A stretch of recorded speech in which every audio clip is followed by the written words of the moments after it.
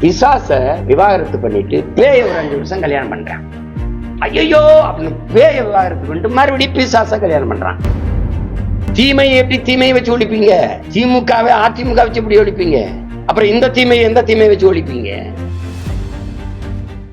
அதிமுக திமுக ஆகிய கட்சிகளை பேய் பிசாசு என நாம் தமிழர் கட்சியின் தலைமை ஒருங்கிணைப்பாளர் சீமான் விமர்சித்து உள்ளார்.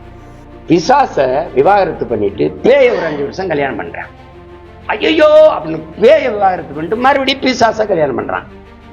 அதாவது மக்கள் திமுக அதிமுகவுக்கு மாறி மாறி வாக்களிப்பதைத்தான் அவர் இப்படி விமர்சனம் செய்துள்ளார்.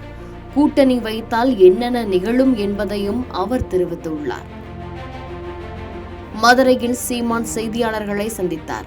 அப்பொழுது அவர் கூறுகையில், மக்கள் பேயை விவாகரத்து செய்துவிட்டு பிசாசை 5 ஆண்டுகளுக்கு திருமணம் செய்கிறார்கள். அடுத்த முறை பிசாசை விவாகரத்து செய்துவிட்டு பேயை 5 ஆண்டுகளுக்கு திருமணம் செய்கிறார்கள் என்று தெரிவித்துள்ளார். திமுக வர வேண்டும் என்று யாரும் வாக்கு செலுத்துறது இல்லை.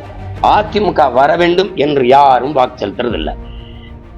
திமுக வந்துடவே கூடாதுன்னு நினைச்சு அதிமுக போட்டாங்க. மறுபடியும் இன்னொரு தடவை அதிமுக வந்துடவே கூடாதுன்னு நினைச்சு திமுக போடுறாங்க. பிசாச விவாகரத்து பண்ணிட்டு பேய ஒரு 5 வருஷம் கல்யாணம் பண்றான். ஐயோ அப்படின்னு பேய விவாகரத்து பண்ணிட்டு மறுபடியும் பிசாச கல்யாணம் பண்றான். அதாவது அதிமுக வரக்கூடாது என திமுகவுக்கும், திமுக வரக்கூடாது என அதிமுகவுக்கும் மக்கள் வாக்களிக்கிறார்கள். கூட்டணிக்கு சென்ற விஜயகாந்தின் தேமுதிகவுக்கு என்ன நடந்தது? 10% இருந்த வாக்கு சதவீதம் திடீரென சரிந்ததற்கு காரணம் கூட்டணி வைத்ததுதான். அதேபோல் மக்கள் நீதி மய்யம் கட்சியின் சரிவுக்கும் அதுதான் காரணம். ஐயா விஜயகாந்த் வரும்போது இல்லாத எழுச்சியா? அம்மையார் பிரேமலதா சொல்ற 25 லட்சம் பேர் கூடாங்கல்ல சொல்றாங்களோ. தொடர்ந்து அவரால் போக முடியாம எங்க கூட்டணிக்குள்ள போனாரோ அப்ப அந்த வாக்கு விழுக்காடு 10.5 வச்சிருந்தவர் சரச்சரன்னு சரிஞ்சிட்டு. அண்ணன் கமலஹாசன் வரும்போது என்ன நடந்தது? அதிமுகவை வைத்து திமுகவை எப்படி ஒழிக்க முடியும்? தீமையை வைத்து மற்றொரு தீமையை அழிக்க முடியாது என்றும் அவர் தெரிவித்துள்ளார். தீமையை எப்படி தீமையை வச்சு ஒழிப்பீங்க? நபிகளார்ட்ட போய் தீமையை எப்படி ஒழிப்பீங்கன்னு கேட்கும்போது நபிகள் நாயகம் அலைஹிஸ்ஸலாம் அவர்கள் சொன்னது, நபி தீமையை நன்மையை வச்சுதாண்டா ஒழிப்பேன், நேர்மையை வச்சுதாண்டா ஒழிப்பேன். திமுகவை அதிமுக வச்சு எப்படி ஒழிப்பீங்க? அப்புறம் இந்த தீமையை எந்த தீமையை வச்சு ஒழிப்பீங்க? நெருப்பை வச்சு எப்படி அனுப்பீங்க? ஒரு தண்ணி வேணும்ல, அது யாரு? அண்ணா வழியில் என விஜய் கூறுகிறார்.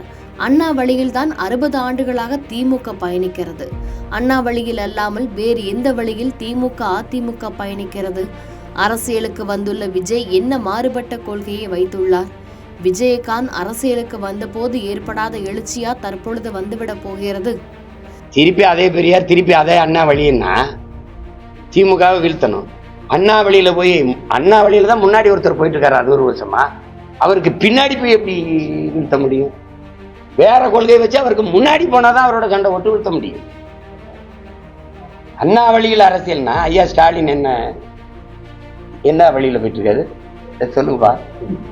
எடப்பாடி ஐயா என்ன வழியில போறாரு? திரை வெளிச்சத்தில் அவ்வப்போது சிலர் அரசியலுக்கு வந்து கொண்டுதான் இருப்பார்கள் எனவும் போற போக்கில் விஜயை பற்றியும் சீமான் விமர்சித்துள்ளார்.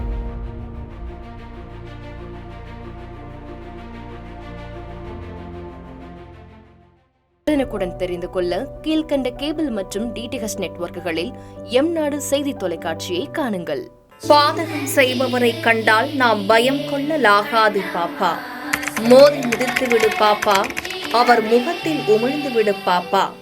அண்மை செய்திகளை உடனுக்குடன் தெரிந்து கொள்ள இணைந்திருங்கள் எம்நாடு தொலைக்காட்சியுடன்.